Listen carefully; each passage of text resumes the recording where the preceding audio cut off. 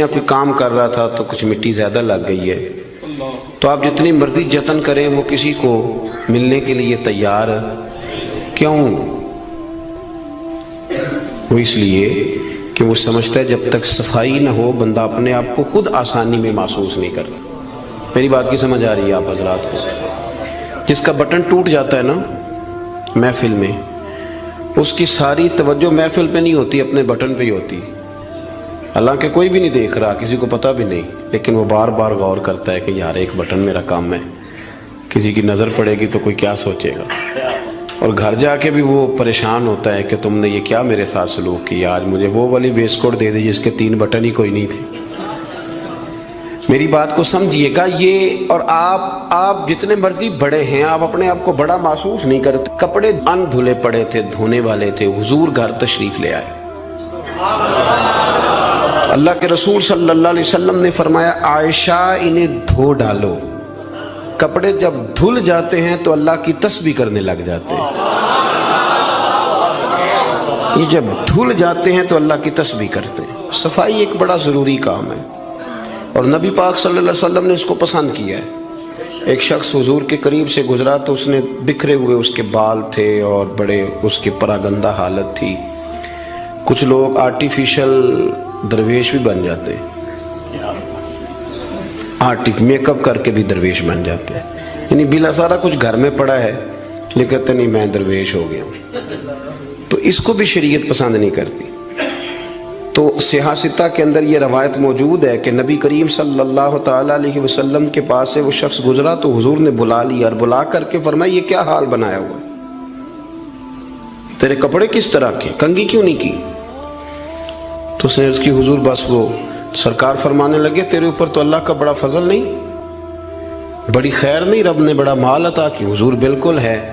تو محبوب فرمانے لگے جا پھر جا کے اچھے کپڑے پہن، رب جب فضل کرتا ہے تو اس کا اثر دیکھنا پسند فرماتا ہے۔ پھر یہ جان بوجھ کے اس طرح کا رویہ تو نہ اپنا کہ کسی کو پتہ نہ چل جائے میرے پاس پیسے ہیں، ایسے نہ کر۔ تو صفائی ستھرائی، آپ ظاہری طور پر اگر آپ صاف ستھرے نہیں ہوتے تو آپ کسی محفل کے قابل نہیں رہتے۔ آپ 4 دوستوں کی محفل میں بیٹھنا اپنے لیے بوجھ محسوس کرتے ہیں، تکلیف ہوتی ہے کہ یار میرے کپڑے ٹھیک نہیں۔ صحیح بتائیے گا، اگر انسان کے کپڑے صاف ستھرے نہ ہوں اسے سکون نہیں آتا، تو اگر اس کے دل پہ میل کچیل ہو، بہت سارے لوگ کہتے ہیں مجھے سکون نہیں، لیکن ہم ڈرتے ہیں نا، ہم ان کو بتا نہیں سکتے، ڈرتے ہیں۔ بے سکونی کی کچھ وجوہات ہوتی ہیں، کچھ سبب ہوتا ہے۔ آپ کے کپڑے میلے تھے تو آپ بے سکون تھے، تو اگر آپ کا دل میلا کچیلا ہے نا، روح پہ کوئی دھبا لگ گیا ہے، یہ دھبے ہوتے ہیں۔ حسد ایک دھبے کا نام ہے، عداوت ایک دھبا ہے، تکبر ایک دھبا ہے، یہ سارے دھبے ہیں۔ اور بخاری میں نبی پاک علیہ السلام نے خود فرمایا جب تم گناہ کرتے ہو تو تمہارے دل پر سیاہ نقطہ لگ جاتا ہے، تو آپ اس نقطے کی موجودگی میں سکون میں رہیں، یہ کیسے ہو سکتا ہے؟ اور گناہ کی تعریف حضور نے یہ فرمائی کہ ما حاک فی صدرک، جو تیرے سینے میں کھٹکے، جو تیرے سینے میں کھٹکے، تو پریشان ہو کہ کسی کو پتہ نہ چل جائے، تو کراہت محسوس کرے کسی کا اس پر مطلع ہونا، تو ہمارے باطن کے اندر بڑی مصیبتیں، ہم حسد کرتے ہیں، بہت سارے لوگوں سے کرتے ہیں، ماننے کو تیار نہیں ہوتے، کرتے ہیں۔ بلکہ امام غزالی رحمۃ اللہ علیہ تو فرماتے ہیں کہ حسد تو پایا ہی مالداروں اور صاحب علم لوگوں میں جاتا ہے۔ وہ کہتے ہیں غریب آدمی یا ان پڑھ بندہ تو اس دوڑ میں شامل ہی نہیں ہوتا۔ اصل مسئلہ اس بات کا نہیں ہوتا کہ میرے پاس نعمت نہیں، اصل رٹا یہ ہوتا ہے کہ میرے پاس تو ہے پر اس کے پاس نہیں ہونی چاہیے تھی، ادھر کیسے چلی گئی؟ اعلیٰ حضرت بریلوی رحمۃ اللہ علیہ نے بہت ساری کتابوں کا نچوڑ ایک جملہ ملفوظات شریف میں لکھا ہے۔ اعلیٰ حضرت فرماتے ہیں حسد کرنے والا اس بندے پر اعتراض نہیں کر رہا ہوتا، حسد کرنے والا بنیادی طور پر اللہ کی تقسیم پر اعتراض کرتا ہے، اللہ کی تقسیم پر۔ ہمارے اندر یہ میل چڑھ، اور گھروں کے اندر یہ پوری ایک دوڑ شروع ہے، دیورانی کے اندر، جیٹھانی کے اندر یہ پوری دوڑ ہے، اور ایک وقت آتا ہے کہ بھائی بھائی سے حسد کرنے لگ جاتا ہے، کیسے سکون پائے گا؟ حسد ایک آگ ہے، اور ترمذی شریف کے جو لفظ ہیں حدیث کے وہ بڑے نرالے ہیں نبی پاک صلی اللہ علیہ وسلم نے فرمایا حسد نیکیوں کو یوں کھا جاتا ہے جیسے خشک لکڑی کو آگ کھا جاتی، یعنی وہ کھائی جاتی ہے، لکڑی کی اپنی کوئی حیثیت باقی، تھوڑی دیر پہلے وہ لکڑی تھی اور اب وہ خاک ہے، حسد کھا جاتا ہے۔ تو اور پھر مزے کی بات یہ کہ یہاں حضور نے ایک اور بھی بات بیان کی، میں حسد نیکیوں کو کس کو کھاتا ہے؟ اس کا مطلب ہے حسد کرنے والے نیک بھی ہوتے ہیں، نیک لوگ بھی حسد، یہ سرکار نے فرمایا نا، حسد نیکیوں کو، اس کا مطلب ہے یہ حسد کرنے والے کچھ نہ کچھ نیک بھی ہوتے ہیں، نیکیاں بھی کرتے رہتے ہیں، حسد بھی کرتے رہتے ہیں، تو وہ ہوتا یہ ہے کہ وہ ساتھ ساتھ ضائع ہوتی ہے۔ حسد نہ کریں، رشک کریں، رشک کریں۔ آپ کہیں کیا بات ہے؟ جناب عائشہ صدیقہ رضی اللہ تعالیٰ عنہ فرماتی ہے میں نے ساری زندگی سیدہ خدیجہ الکبریٰ پہ رشک کیا ہے۔ کیا بات تھی اس عورت کی، ان کا رنگ بھی زیادہ گورا نہیں تھا، سرکار سے عمر بھی کچھ زیادہ تھی، 2 دفعہ پہلے نکاح بھی ہو چکا تھا، پر کیا قابل رشک بی بی ہے کہ جسے اپنی ساری حیات ظاہرہ میں میرے نبی پاک نے یاد کیا ہے۔ اب رشک کریں، کہیں کیا بات ہے، اللہ اسے دیا تو مجھے بھی دے، رشک سے۔ کنز العمال میں حدیث ہے، حضرت عائشہ صدیقہ رضی اللہ تعالیٰ عنہ فرماتی ہیں دوپہر کے وقت نبی پاک صلی اللہ علیہ وسلم کے صحابہ حضور سے ملنے نہیں آتے تھے، دوپہر کے کھانے کے بعد سرکار آرام کرتے تھے، کیلولا فرمایا کرتے تھے۔ ایک بوڑھی آ گئی ملنے، اس وقت صحابہ نہیں آتے تھے، بوڑھی آ گئی اور دروازے پہ آ کے جب اس نے اپنی آواز نکالی نہ، پوچھا کون ہے، تو اس کی آواز، کچھ آوازیں بندہ بڑا ان کا شناسا ہوتا ہے نا، وہ بڑی ذرا ٹھہر جا مؤذن میرا دل دھڑک رہا ہے، وہ کہیں کعبہ گر نہ جائے تیری شوخ اور مست اذاں سے، کچھ آوازیں بندے کے کان میں پڑتی ہیں تو مزہ آتا ہے نا۔ تو وہ خاتون باہر جب بولی تو سرکار دو عالم علیہ السلام آرام فرماتے فٹافٹ اٹھ گئے، حضور نے دروازہ کھولا، بوڑھی کو بٹھایا، کھانا کھلایا، دیر تک وہ باتیں کرتی رہی، سرکار جواب دیتے رہے، اور جناب عائشہ صدیقہ کہتے ہیں لوگ پہلے بھی بڑے آتے تھے پر آج ذرا انداز نرالا تھا، حضور نے بڑی محبت کی، جانے لگی تو حضور نے تحفے بھی بڑے ہی دیے، میرے کریم نے بڑا ہی پیار کیا، بڑا نوازا۔ میرے دل میں خیال آیا کہ یہ خاتون جاتی ہے، حضور بھی جائیں گے، رات کو واپس لوٹیں گے تو میں پوچھوں گی یہ کون تھی، لیکن وہ چلی گئی، حضور تو لیٹ گئے اور گہری سوچ میں چلے گئے۔ جناب عائشہ کہتی ہے میں قربان جاؤں، میں قریب گئی، قدموں میں بیٹھ کے عرض کی حضور دنیا تو پہلے بھی بڑی آتی ہے، یہ بی بی کون تھی؟ تو میں نے بات کی تو حضور رو پڑے، اٹھ کے بیٹھے، سرکار فرمانے لگے عائشہ یہ بی بی میری پہلی زوجہ سیدہ خدیجہ الکبریٰ کی سہیلی تھی، ان کی سہیلی تھی یہ عائشہ، خدیجہ کے دور میں آتی تھی، خدیجہ کھانا کھلاتی تھی، وقت دیتی تھی، پیار کرتی تھی۔ فرمایا آج میں نے اس روایت کو زندہ کیا، حسن العہد من الایمان، تعلق اچھے طریقے سے نبھا دینا یہ بھی ایمان کا حصہ ہے۔ حضرت عائشہ اس کو بیان کر رہی ہیں، آپ دیکھیں صحابہ ایک دوسرے کی شان بیان کرتے ہیں۔ حضرت عائشہ صدیقہ سے پوچھا گیا، بخاری مسلم دیکھیے، توجہ ہے میری بات پر؟ حضرت عائشہ صدیقہ سے کسی نے پوچھا نبی پاک صلی اللہ علیہ وسلم کو سب سے زیادہ پیارا کون؟ جناب عائشہ صدیقہ سے پوچھا سب سے زیادہ پیارا کون؟ تو جناب عائشہ کہنے لگی یہ صاف ستھری بات ہے، سیدہ فاطمہ الزہرا۔ اس شخص نے فوراً پوچھا، مشکات دیکھیے اٹھا کے، اس نے پوچھا جی مردوں میں؟ تو آپ نے فرمایا فاطمہ کے شوہر علی المرتضیٰ۔ فوراً ایک دوسرے کی شانیں بیان ہو رہی ہیں، ایک دوسرے کی عظمتوں کا تذکرہ ہو رہا ہے۔ مولا علی شیر خدا کرم اللہ تعالیٰ وجہ الکریم فرمایا کرتے تھے میں تمہیں بتاؤں سب سے بہادر کون ہے؟ حضور بتائیے، فرمایا ابو بکر صدیق۔ فرماتے وہ بدر کی رات جب حضور کے چھپر شریف کا پہرا دینا تھا، چھپر کا پہرا دینا تھا حضور کے چھپر شریف کا، تو بڑا مشکل کام تھا، کون وہاں کھڑا ہو؟ تو فرماتے ہیں لوگ ابھی سوچ رہے تھے کہ وہاں کون جائے گا، سوچ رہے تھے کہ کون جائے گا، لیکن ابو بکر تلوار لے کے کھڑے ہو گئے، کہنے لگے کوئی اور کیوں جائے گا، میں حضور کے اس چھپر شریف کی پہرے داری کروں۔ تو ایک دوسرے کی تعریفیں کر رہے ہیں، ایک دوسرے کی فضیلتیں بیان کر رہے ہیں، یہ رشک کرتے تھے۔ حسد ہمارے ہاں نا کر تعریف ہی رہے ہوتے ہیں، پر وہ ہلکا سا نچوڑے تو اندر سے اثر نکلنا شروع ہو جاتا ہے. لمبا بھی نہیں نچوڑنا پڑتا، بس ہلکا سا. کہتے ہیں باقی تو ساری باتیں ٹھیک تھیں، لیکن آپ نے دیکھا ہے آنے جانے میں نخرہ کتنا تھا. بس وہ نکل آیا، وہ نچوڑ لیا، وہ گیا کام سے، سارا کچھ ختم ہو گیا. وہ ایک بات نے طے، حسد نہیں کرے، آپ کو تکلیف دے گا، آپ اذیت میں آئیں. پھر ایک اور بیماری ہے جس کا نام تکبر ہے. یوں جھک کے ملنے کا نام عاجزی نہیں، بلکہ حضرت سعدی فرماتے ہیں میں نے بڑے جھکے ہوئے دیکھے ہیں، گردن جھکی ہوئی ہے، دل بڑا اکڑا ہوا ہے.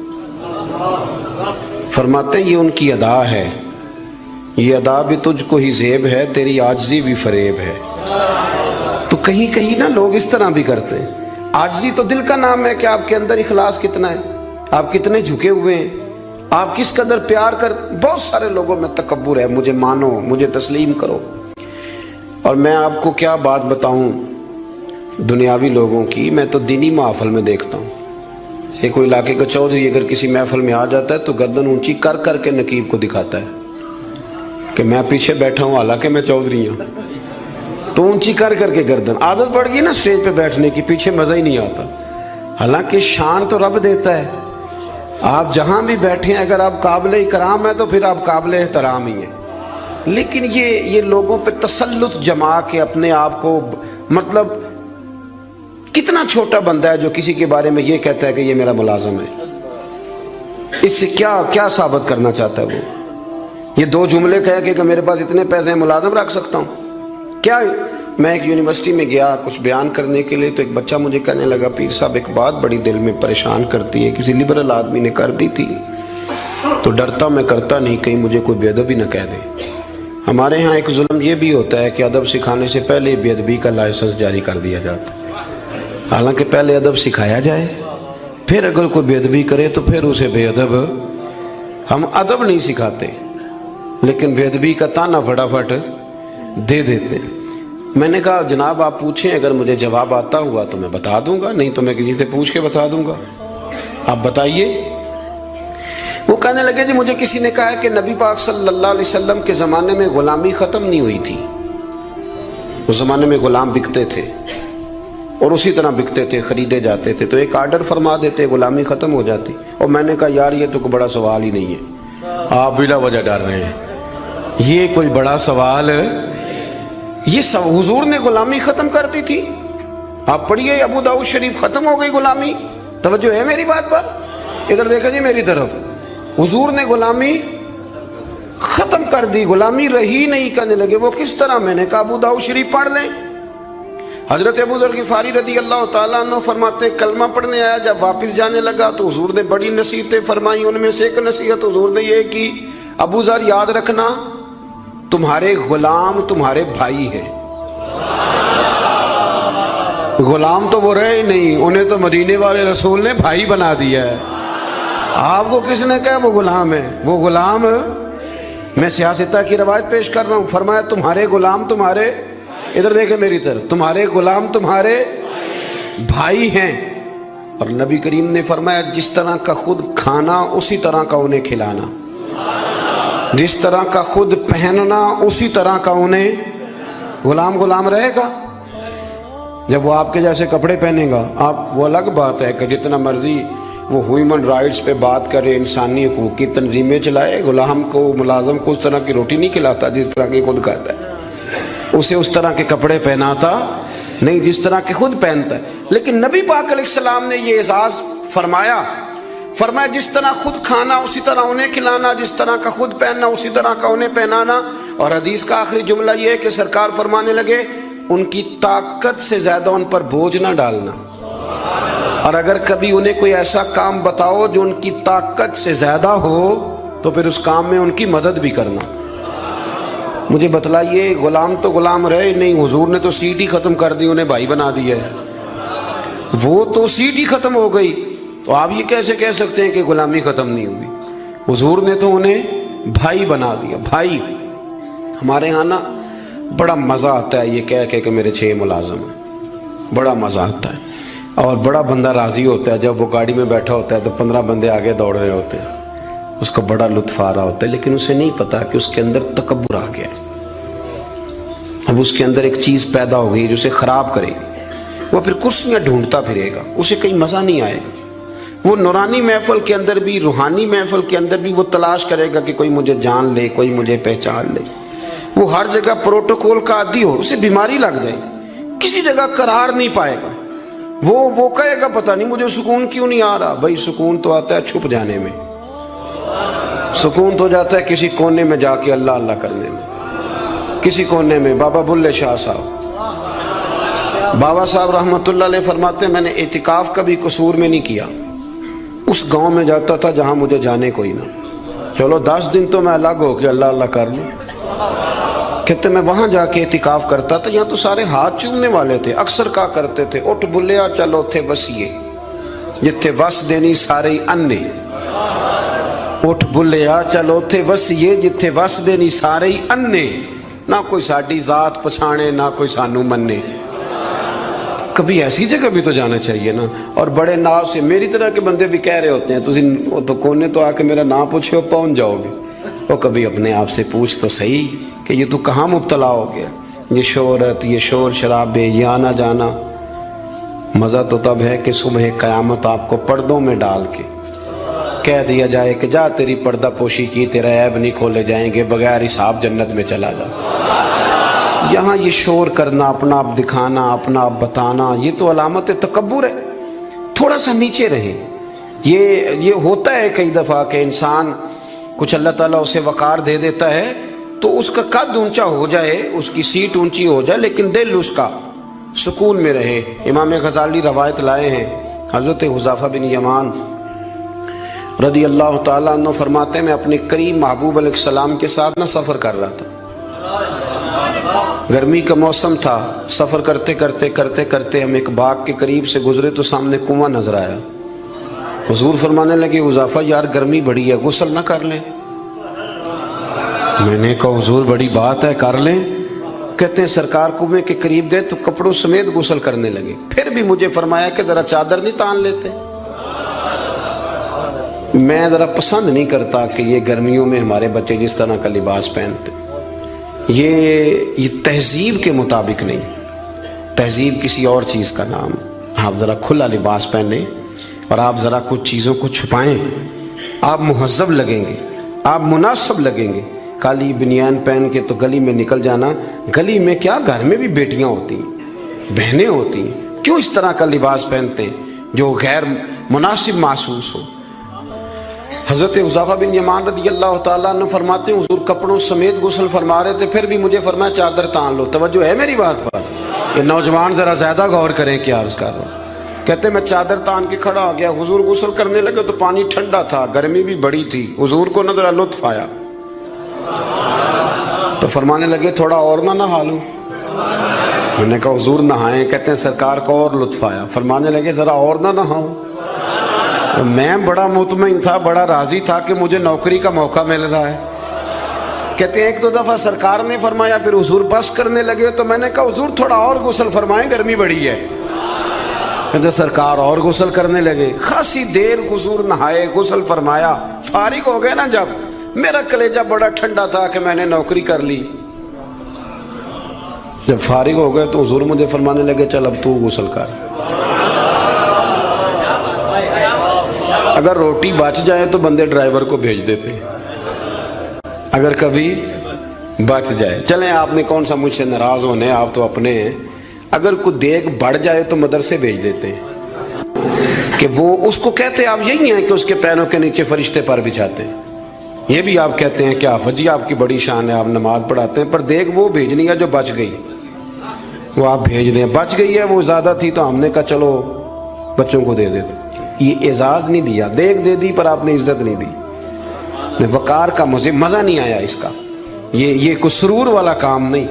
میرا ایک دوست مجھے ایک دن کہنے لگا حضرت جی اگر کوئی ٹائم ملا نہ نکلا تو میں آؤں گا۔ میں کہ یار نہ آئیے دا کوئی مزہ ہے، ساڑھے کو تو ٹائم کٹ کے آنا یار، حد ہو گئی۔ تو کہے کہ میں بڑا مصروف ہوں پر آپ حکم تو کرے، میں سویرے ہی آیا۔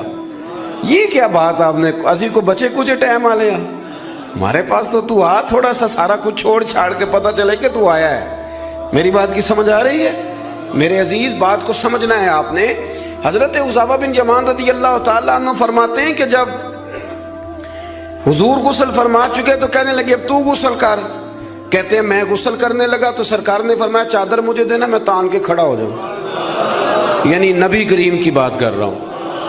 وہ ساری زندگی پیر صاحب نوکری کراتے رہتے ہیں، مرید پہ چڑھ جائے نا قرضہ تو کہتے ہیں اس کا ذاتی معاملہ ہے. تو جب تیرے گھر جھاڑو دے رہا تھا پھر نہیں ذاتی معاملہ تھا؟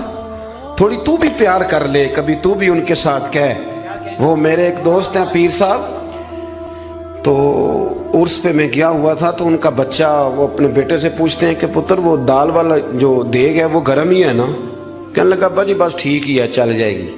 یعنی گرم کرنا بھی پسند نہیں صاحبزادے کے لیے. ابا جی چل جائے گی. تو پیر صاحب نے بڑا اچھا جملہ کہا، کہنے لگے پتر جب تو مریدوں کے گھر جاتا ہے تو تیرے ساتھ یہ سلوک کرتے ہیں؟ اس طرح تو نہ کر یار، کم از کم تیرا زور لگے گا ایک آرڈر ہی کرنا ہے ذرا گرم ہو جائے. پر ہم سمجھتے نہیں نا چیزوں کو. الا ماشاءاللہ اچھے لوگوں کی بات نہیں کرتا. میرے بھائی حضرت حذیفہ بن یمان رضی اللہ تعالیٰ عنہ فرماتے ہیں قربان جاؤں کریم رسول نے چادر تان لی، میرے لیے چادر تان لی، میرے لیے. تو امیر حرم میں فقیر بے نوا، تو کجا من کجا. یعنی میرے لیے چادر، میں گلیاں دا روڑا کوڑا تے میں نو محل چڑھایا ہے سانیاں. حضور نے چادر تان لی، کرنا غسل. اگر مجھے گرمی لگ رہی ہے تو تجھے بھی تو لگ رہی ہے نا. حضرت حذیفہ بن یمان کہتے ہیں میں نے کہا حضور میں بغیر چادر کے فرمایا نا میں کھڑا رہوں گا، تو کر غسل. حضرت حذیفہ بن یمان کہتے ہیں تھوڑا سا غسل کر کے میں نے چھوڑ دیا. حضور فرمانے لگے نہیں اور نہا ذرا. کہتے ہیں میں نے عرض کی یا رسول اللہ صلی اللہ علیہ وسلم میں نہا لیا. فرمایا نہیں تھوڑا اور غسل کر. فرماتے میں نے اور غسل کیا. تھوڑی دیر کے بعد فارغ ہوا. میں نے کہا حضور مہربانی فرمائیں میں نہا چکا. تو فرمانے لگے نا ہمیں جتنی دیر میں نے کیا ہے تو بھی اتنی دیر غسل کر. حضرت حذیفہ بن یمان کہتے ہیں میں رو پڑا. میں نے کہا محبوبہ تیرے کرم پہ قربان جاؤں اب بس کریں. حضور میں نہا چکا ہوں. تو حضور فرمانے لگے حذیفہ گھر سے اکٹھے نکلے تھے نا، گرمی میں ایک جیسا سفر کیا ہے نا یار، تو غسل کر. مجھے اچھا لگا یار یہ کیا سٹیٹس ہم نے بنا لیا. ہم اپنوں کے بیچ بھی اسی طرح رہیں گے. ہم اپنوں کے بیچ جو ہمارے اپنے ہیں ہم ان سے بھی کبھی، میں مسجد میں بیٹھا ہوں باوضو، ابھی میں نے عشاء پڑھی ہے. کوئی دیانتداری سے بتاتا ہوں، میں بیمار ہو گیا تو بڑی میری ٹانگوں میں ٹائیفائڈ بخار تھا تو بڑی سخت تکلیف میری ٹانگوں میں آئی، اذیت آئی. مجھے چلا نہیں جاتا تھا، چھڑی پکڑ کے میں چلتا تھا. میری اماں جی حیات تھیں. میں نے ان سے کہہ دیا کہ بڑی ٹانگوں میں درد ہے. تو میں سو گیا، میری آنکھ کھلی تو میری ماں میری ٹانگیں دبا رہی تھی. میری ماں میری ٹانگ، اور میری جیسے آنکھ کھلی تو میں نے جھٹ سے اپنی ٹانگوں کو سمیٹا. میں نے کہا اماں جی آپ یہ کیا کر رہی ہیں؟ تو میری اماں جی نے کیا، وہ بیمار رہتی تھی، شوگر تھی، کہنے لگی پتر تو نہیں میری روز دباندہ. آپ بات کو سمجھے نا. وہ وقت گزر گیا، وہ انتقال کر گئی، 8-9 سال بیت گئے، پر وہ کبھی اس وقت کو یاد کرتا ہوں تو دل ٹھنڈا ہو جاتا. ہمارا تو سٹیٹس اتنا خوفناک ہو گیا کہ ہمارے اپنے ترستے رہتے ہیں کہ چلو 2 جملے پیار کے بول دے، 2 جملے، اور کسی کے لیے بھی نہیں یار، کسی کے لیے. سیدہ طیبہ طاہرہ حضرت عائشہ صدیقہ آپ فرماتی ہیں لوگوں ہم اس رسول کے ماننے والے ہیں جو جملوں کا بھی خیال کرتے تھے. کسی کی آج انداز تکلم کس طرح کا ہے، کوئی کس طرح، اس کا بھی حضور خیال کرتے. ایک دن مجھے گھر میں بیٹھے بیٹھے فرمانے لگے عائشہ جب تو راضی ہوتی ہے تب بھی مجھے پتہ چل جاتا ہے، اور جب تو ذرا تھوڑا سا دل میں کوئی بات رکھتی ہے تو پتہ مجھے پھر بھی چل جاتا ہے. تو جناب عائشہ کہتے ہیں میں نے فٹافٹ عرض کی حضور مجھے میری ماں روئے. میں اور آپ کے فرمایا چپ کر ذرا سن تو لے، پہلے ذرا سن تو صحیح نا، ذرا سن یا رسول اللہ حکم کریں. تو محبوب فرمانے لگے کبھی کبھی کسی دوسری بیوی کے پاس ذرا وقت گزاروں تو تیرے دل میں بات تو آ ہی جاتی ہے نا، ذرا سن نا حضور حکم کریں. تو محبوب فرمانے لگے جب تو راضی ہوتی ہے نا تیرا طریقہ ہے کبھی کبھی قسم اٹھاتی ہے. جب تو ہوتی ہے نا مجھ سے ناراض تو تو کہتی ہے مجھے ابراہیم کے رب کی قسم، مجھے حضرت ابراہیم علیہ السلام کے رب کی قسم. اور جب تو راضی ہوتی ہے تو فرماتی ہے مجھے محمد عربی کے رب کی قسم. میں سمجھ جاتا ہوں کہ آج کوئی بات. جناب عائشہ کہتی ہیں میں بڑا روئی. حضور نے فرمایا کیوں روتی ہے؟ میں پھر رو پڑی. حضور نے فرمایا میں نے تو تیرے احساسات بیان کر تو رو پڑی. کہنے لگی روتی اس لیے ہوں کہ اللہ نے کیسا کریم رسول عطا فرمایا، حضور لفظوں جملوں تک کا احساس، کیا فکرے کس طرح کے بیان کر رہا ہے، آج اس کا ذہن کس طرف چلا گیا، اس بات کا بھی خیال ہمارا تو یقین کریں وہ بلند و باغ مزاج جانے ہمیں کہاں جا کے کھڑا کرے گا، کس جگہ پہ جا کے ہم رکیں گے۔ بڑا شوق ہے لوگوں کی گردنیں جھکانے کا، بڑا ہمیں شوق ہے، یہ میرا ملازم ہے، گھر میں بھی گئے ہیں تو 2-4 بندے کھڑے ہونے چاہیے اعزاز کے لیے، تھوڑا سا جھکے تو صحیح، تھوڑا پیار کرنا تو شروع کریں، تھوڑا یہ آپ کی گردن دیکھیں نا، جو بالکل اکڑ جائے وہ مردہ ہوتا ہے، اور جس میں کچھ نہ کچھ لچک ہو وہی تو زندہ ہوتا ہے۔ اگر آپ پکڑے ہوئے ہیں، اکڑ گئے ہیں آپ کو اپنے علاوہ، وہ کسی نے کہا تھا خدا مجھے ایسی خدائی نہ دے کہ اپنے سوا کچھ دکھائی نہ دے۔ کیا لے کے جانا ہے اس دنیا سے اگر آپ چند منٹ کسی سے پیار ہی نہیں کر پائے، کسی کا احساس ہی آپ کی طبیعت میں نہیں آیا، آپ کو ذرا خیال ہی نہیں آیا کسی کی بابت، لیکن ہمارا وہ احساس کدھر گیا؟ اصل بات یہ ہے کہ اندر تکبر چھپا لیا ہے، اب وہ نکلتا نہیں، کھٹکتا بڑا ہے، تنگ بڑا کرتا ہے، بڑی آرزو ہے کہ جانا جاؤں پہچانا جاؤں، سمجھتے نہیں۔ مولا کائنات شیر خدا علی المرتضیٰ حضرت مولا علی کرم اللہ تعالی وجہہ الکریم کوفے میں تشریف فرما تھے تو غلام سے کہنے لگے چل ذرا شاپنگ کرنے چلیں۔ کس سے؟ بول کے بتائیے۔ لے گئے ہو کبھی ملازم کو ساتھ؟ ہم تو ابا جی کو نہیں لے کے جاتے، حالانکہ ان کو کبھی کبھی لے جائیں تو انہیں بڑا اچھا لگے۔ کبھی کبھی والد صاحب سے کہیں نا کہ موسم بدل رہا ہے اور 2 جوڑے لینے چلے، ہم لے کے جائیں کبھی ان کو ساتھ بٹھا کے، ان سے کہ ابا جی آئیں میرے لیے کپڑے پسند کریں۔ ان بیچاروں نے بوڑھوں نے کیا پسند کرنا ہے، پر آپ ساتھ لے کے جائیں گے تو ان کا دل بڑا ٹھنڈا ہوگا۔ لیکن یہ کام بھی ہم یاروں کے ساتھ ہی کرتے ہیں، والد کو کہاں لے کر کے جاتے ہیں۔ مولا علی شیر خدا غلام سے فرمانے لگے چل نا یار کپڑے خریدنے۔ خادم کہتا ہے میں ساتھ گیا، حضرت علی نے 2 جوڑے خریدے، فرمایا آج 2 لینے بھی، ایک تیرا ایک میرا۔ کہتے ایک خاصا مہنگا لیا، ایک ذرا سستا لیا۔ میں فوراً سمجھ گیا مہنگا آقا کا ہے اور سستا اسی طرح ہی ہوتا ہے نا، مہنگا جوڑا آقا کا ہے اور سستا غلام کا ہے۔ کہتے ہیں تھیلے میں کپڑے ڈالے، میں نے اٹھائے، میں غلام تھا، وہ چوک آ گیا جہاں سے مولا علی نے اپنے حجرہ نور میں جانا تھا اور میں نے اپنے گھر جانا تھا۔ فرماتے ہیں وہ جگہ آ گئی، شیر خدا رضی اللہ تعالیٰ عنہ فرمانے لگے کہ لیا پتر میرے والا جوڑا مجھے دے دے، لا وہ میرے کپڑے مجھے دے دے۔ تو کہتے ہیں وہ بڑی ڈیفینیٹ تھی بات تھی، میں نے اسی وقت نکالا مہنگا جوڑا، جناب علی کو تھمایا تو حضرت علی فرمانے لگے یہ تو نہیں میرا۔ باتیں مزے کے لیے سنتے ہیں صرف، اگر ان کے سننے میں اتنا مزہ ہے تو اس پر عمل کرنے میں کتنا مزہ ہوگا، یہ بھی تو کبھی آپ محسوس کریں نا۔ حضرت مولا علی شیر خدا فرمانے لگے یہ نہیں میرا تو وہ دوسرا ہے۔ وہ کہتا میں نے ایک فلسفہ بیان کیا، ایک علت بیان کی، ایک لاجک میں نے بیان کی۔ میں نے کہا حضور آپ مہنگا پہنے کیونکہ آپ آقا ہیں، اور میں سستا پہنوں گا کیونکہ میں۔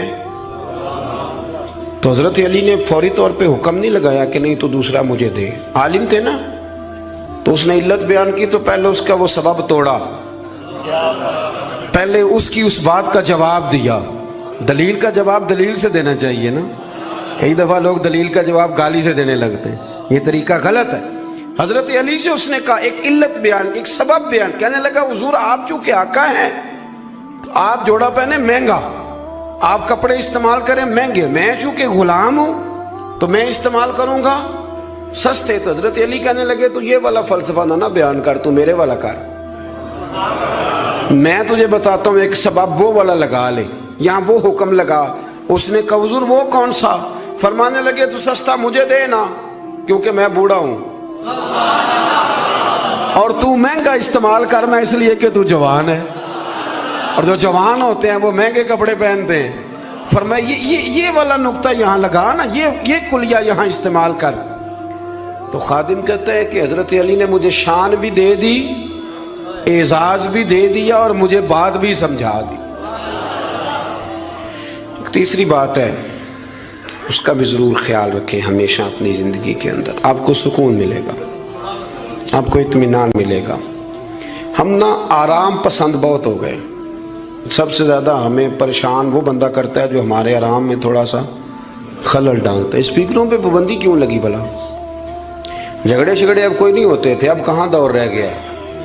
اب تو صرف لوگوں کی نیند خراب ہوتی تھی، اور جو سوسائٹیوں میں رہتے ہیں نا ان کے لیے زیادہ مسئلہ تھا.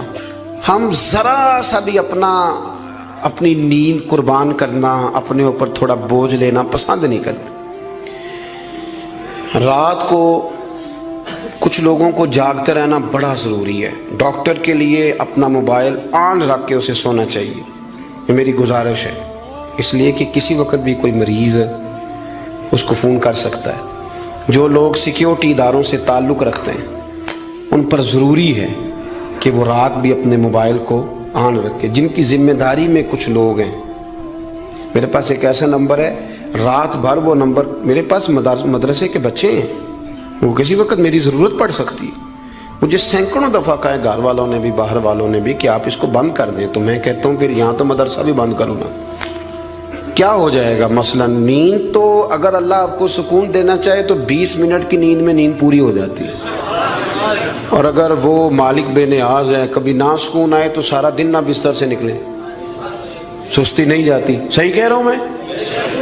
تو تھوڑی اگر آپ اپنی نیند قربان کر لیں گے کسی کے لیے، کسی کو سکون دینے کے لیے، تھوڑی سی نہیں دیتے ہم. ہمیں تو بس یہ ہے کہ میرے لیے سارے جاگیں گے، میں نہیں اٹھوں گا کسی کے لیے. ہر آدمی ہائی الرٹ کھڑا رہے، اس سے انسان بہت بڑا خود غرض ہو جاتا ہے. اور جب وہ کسی کو سکون نہیں دیتا تو پھر اسے نیند بھی نہیں آتی. اگر ہم تھوڑا اشار کریں. حضرت انس بن مالک رضی اللہ تعالیٰ عنہ فرماتے ہیں رات کا وقت تھا، مدینے کے کونے سے چیخنے چلانے کی آواز آنے لگی بڑی شدت کے ساتھ.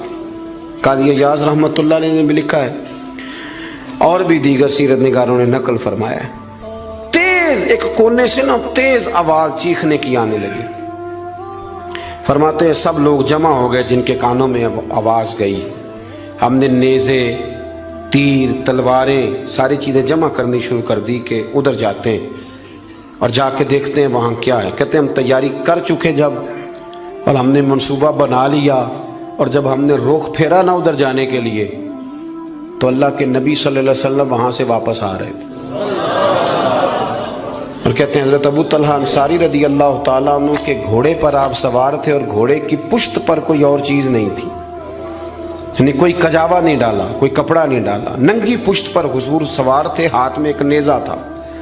اور حضور اکیلے گئے، اکیلے واپس آئے اور آ کے فرمایا بھی سو جاؤ، کوئی پریشانی کی بات نہیں. وہ جانور لڑ پڑے تھے، میں دیکھ آیا ہوں، کچھ بھی نہیں ہے، سارے آرام سے سو جاؤ، کوئی ایسا مسئلہ نہیں. حضرت انس کہتے ہیں باقی تو ساری دنیا سو گئی تو میں ساری رات سوچتا رہا کہ محبوب تو ہماری سوتے ہوئے بھی نگہبانی فرماتے. جو حضور سب سے پہلے چلے گئے، دیکھ کے لوٹ بھی آئے، اس کا مطلب ہے کہ سرکار جاگ رہے تھے. حضور نے ویسے بھی فرمایا ہے کہ میری آنکھیں بند ہوتی ہیں، دل میرا بیدار ہی رہتا ہے. آپ یقین کریں اتنی خود غرضی، وہ پھر آہستہ آہستہ وہ خود غرضی.